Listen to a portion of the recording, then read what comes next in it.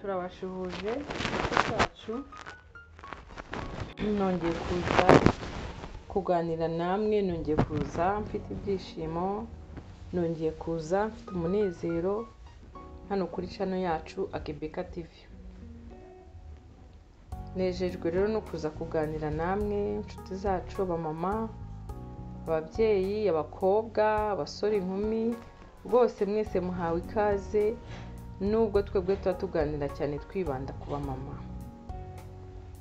Rero ikintu kinteye kugaruka ntabwo ari uko mbarushije ubwenge, ntabwo ari uko hari ibindi bintu birenze bihari, ahubwo nuko ari ibintu biba bindimo nkumva wenda twahugurana, nkumva wenda nyine twaganira, kandi murabizi ko kuganira bidashira, kuganira bihoraho. Rero mpiniye hafi ntageze kure, nashaka ko tuganira duhereye ku by'ubushize twari twavuzeho mu magambo make. Twari twavuze ko ababyeyi ari twebwe bafite ihumure, ababyeyi twebwe abamama ari twebwe turamburira abashyitsi, turamburira abantu tugatanga, ari twebwe turambura ibiganza tugahoberana tukazana abashyitsi mu rugo. Ni ukuri mu magambo make ni twebwe ba mutima w'urugo. Uri mutima w'urugo, nimbura umumama urimo kunyumva ubyemere, nta kubihakana guhari. Ndaje nguhereze urugero urebe impamvu. Rero twavuga ko turi ba mutima w'urugo, nuko umumama iyo ari mu rugo aba afite inshingano zo kumenya abana, aba afite inshingano zo kumenya mu rugo se hari ibiki n'ibiki bidahari. Umumama afite inshingano yo kumenya ni bande binjiye, ni bande bagiye, ni bande badahari, abana bameze gute. Hanyuma nawe ubwe kandi aba agomba kwiyitaho, akita no ku mutware we, ukamenya ngo ameze gute, se yagiye mu kazi, ese ari mu rugo, ni muri konji, ni muri wikendi, ese yariye yanyweye. Ibyo bintu umuntu witekereza wese amenye ko ari mutima w'urugo. Nubwo umuntu aba afite umukozi mu rugo cyangwa se n'indi miryango hirya no hino dufasha mu ngo zacu, cyangwa se n'abana bacu bakuze badufasha, ntabwo biba biri mu nshingano cyane. Nubwo waba uvuga ngo yewe mukozi, yewe muko, niko inshingano zawe ni izihe, ujya kuza mu rugo harya twari twavuganye ngo iki? Ubwo wibagiwe inshingano zawe, kirya gihe uba ukoze amakosa. Inshingano ni izawe mama, inshingano ni izawe mubyeyi. Ahubwo wowe icyo ugomba kumufasha ni ukumenya ngo ese byagenze gute, ese byagenze neza ibyo nasize kumubwira kumfasha. Buriya umukozi wo mu rugo nawe ni umufasha, aba ari gufasha umumama, aba ari gufasha wo mu rugo. Ariko ntabwo wavuga ngo inshingano zawe ni izihe, ko umwana atararya, umugabo wanjye ntabwo ararya, ku inshingano zawe. Ya inshingano ni twebwe tuza kuvuga se mwariye, mwahishije, okay, none se ko mwatinze guhisha, ukayimubaza kandi ubizi neza ko izo ngizo ari inshingano zawe. Umumama agomba kumenya ko mu rugo bariye, umumama akamenya ko mu rugo banyweye, barambaye, barifubitse ni mu mbeho. Ese umushyitsi waraye mu rugo yabyutse, yabonye ibyo kurya, yabonye ibyo kunywa. Ese ejo ko hazaza abashyitsi dufite ibyo kurya, ese tubitegure gute? Ukabipanga, ukabiganiriza umutware wawe, mukaza kubishyira muri gahunda. Ese ejo ko dufite urugendo, abana biteguye neza, ibintu byose ni twebwe biri muri famiye. Ese harya kwa data bukwe, kwa mabukwe, abana ntago heruka kujyayo, cyangwa se tujye gusura mabukwe, ese tujye gusura mu rugo iwacu, ibintu nk'ibyo. Baramukazi bawe, barumuna bawe, abavandimwe bawe ba bugufi, imiryango yawe ya bugufiya, ukamenya ko nayo ugomba kuyibuka, ukabahamagara, ukabatelefona, ukabaganiriza, ukabatega amatwi, ibyo bakeneye ko bafasha ukabifasha. Ndetse hari nubwo nabwo tujya dukenera ko badufasha. Ntabwo rero azarota ngo ukeneye iki cyangwa kiriya, hari ibyo azaguhereza, ariko hari n'ibyo ushobora kumusangiza, ukamubwira uti halo, mu rugo bimeze gutya na gutya, nkeneye kumfasha iki n'iki. Biriya byose biri mu nshingano z'umumama. N'umugabo nawe aba afite izo nshingano zikomeye kandi sinzi nimba ni ngombwa ko zo tuzivugaho kuko nyine n'umugabo n'umunyacyubahiro, ariko umugabo ubundi ni uguhaha. Umugabo iyo yagiye gushaka ni ukuvuga ngo yagiye mu kazi. Niba yagiye mu kazi arinjiza amafaranga yo guhaha ibyo kurya, arinjiza amafaranga yo kwishyura inzu, arinjiza amafaranga se yo kuzanayubaka. Niko kazi ubundi cyane cyane k'abagabo, kandi nawe akita ku rugo, nawe akita ku mugore, akita ku bana. Ibyo byose ni iby'umugabo, ariko n'abagore muri iki gihe turabikora.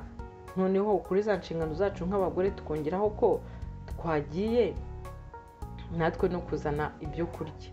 Abagore muri iki gihe nabo barakora rwose, kude chapeau, bateye imbere. Turazana ibyo kurya, natwe turagenda tugahaha, tugakora akazi runaka, tukazanira urugo ibyo kurya.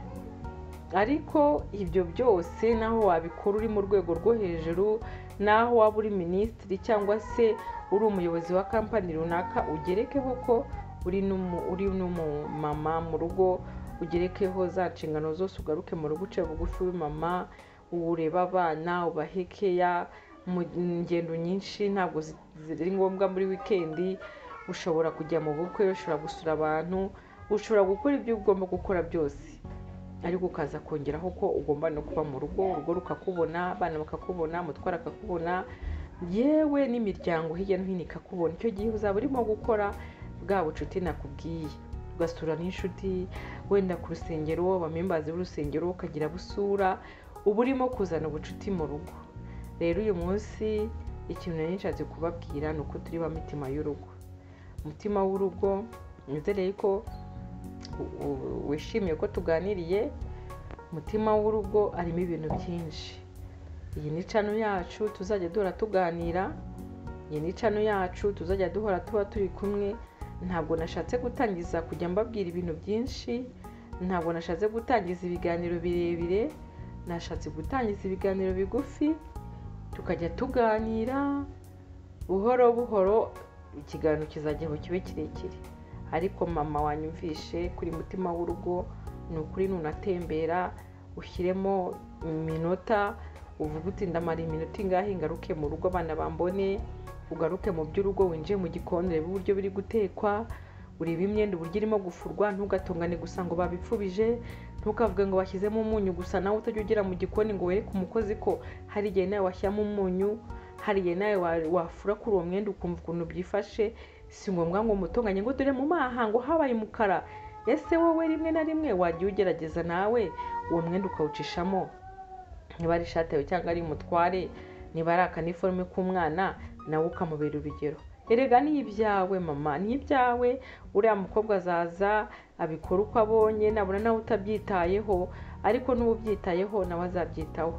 Ngwino utekera abana, ngwino ukora isuku mu rugo, ngwino basasire, ngwino baganirize baryamye, ngwino ube mutima w'urugo, ngwino ube mu rugo. Nubwo waba ufite akazi gakomeye gute, cishamo umare isaha, amasaha 2 uri kumwe n'abana bawe mu munsi, abana nabo bishime. Cishamo bafashe homework.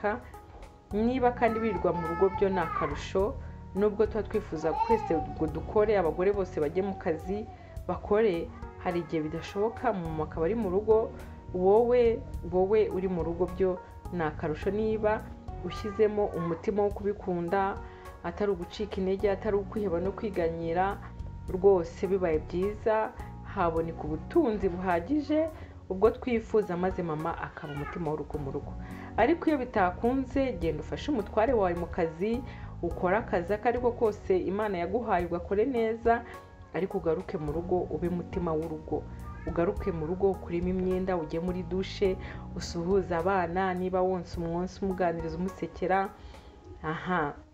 uze gufata akanya wegere mu gikoni, urebe uko byifashe, urebe ku gasuku, urebe ku masahane, urebe ku byogesho byoza aya masahane, urebe kuri ya mabase yogeshwa amasahane, utambuke urebe ya masafuriya batekeramo, urebe niba bakubye neza agasitiro yakashizemo, hari ukuntu tugasigaramo hasi, urebe rwose witegereze uko bakorobye, urebe munsi y'ibitanda, urebe uko bashashe, hanyuma maze ntwite utongana, ahubwo nawe umuhurugero umubwire uti dore bikorwa gutya, dore imboga bazitoranya gutora gutya, bazikata gutya, noneho nusanga nimba mumaranye n'umwaka cyangwa n'ibiri ntabwo azabura guteshuka nyabusa uzamusange umubwire uti reka uyu munsi nteke nawe yumva ukuntu uzi guteka maze abikubahe nawe ateke neza sibyo abana bishime wabaganirije mwagiye mwakinnye ku irembo mukine rwose mureba akantu muvuge muganire ubaha agastori keza